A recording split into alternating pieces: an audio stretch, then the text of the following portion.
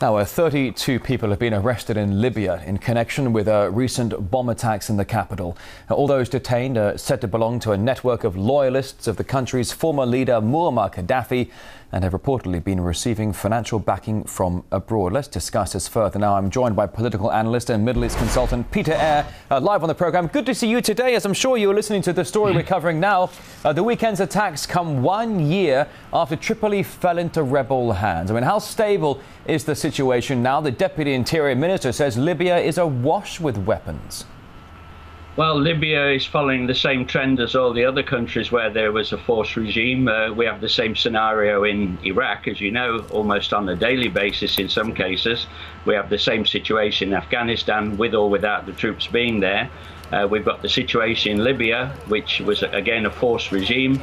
And as you would expect, there will be breakaway groups because at the end of the day, although Gaddafi was a fraudster in many ways, he brought that country from the doldrums into great prosperity. And I think the true picture of Libya will reveal in the future that that lifestyle that they were accustomed to will be deteriorated, because at the end of the day, it's the West that want the oil, the West that want their banks in place to control the country. Well, and there are many that have drawn similar comparisons to that of the days of Saddam Hussein in Iraq, that he kept a certain amount of peace and prosperity, keeping the Sunnis and the Shia from basically tearing each other to pieces. Now we're seeing widespread tribal factions in Libya who are essentially continuing some, what might say, antiquated methods of rivalry. Now, the NATO-led war in Libya left all these heavily armed groups operating there. You talk about the future of the country. What is the near-time future of the country, do you think?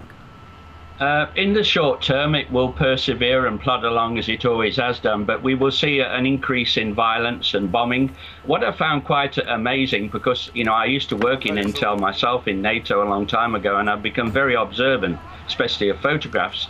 And on Al Jazeera network, there was a picture of the bombed out car. My first comment was that if it was a bomb that blew that car up, it was a very small bomb, and it's sitting on the tarmac, and there is no stain or burn marks on the tarmac. So obviously that car was planted for the photograph. So I have some grave concerns as to the authenticity of the Zionist-controlled media. Well, you bring a mention to the Zionist-controlled media that might well have a fair amount of input and control with the defence industries and those who led the NATO campaign into Libya. In fact, I remember quite clearly former French President Sarkozy saying that he will lead the campaign, but his oil companies want to get a good 70% of the natural resources there. Do you think, though, at the end of the day, despite the fact that Gaddafi was drawn into the streets and murdered in quite a bloody manner, is Libya better off perhaps now? I mean, possibly? I don't think so, because there was this great emphasis on humanitarian concerns for the country and so-called democracy, but they were only relying on the input from these small rebel breakaway groups that were totally undisciplined. We saw this also in Egypt, if you can recall, and then that went terribly wrong because the wrong government got in, and so the military is still trying to pull the strings there, and of course that's failing very fast.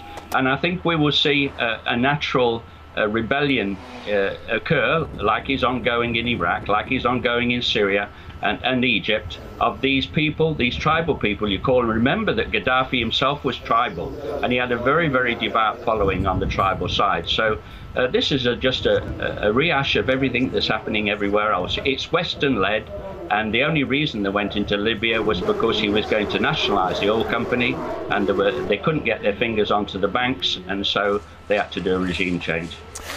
Peter Eyre, I wish we had more time for this. Political analyst and Middle East consultant. A great pleasure to have you on RT today. Thanks very much. Thank you. Good afternoon.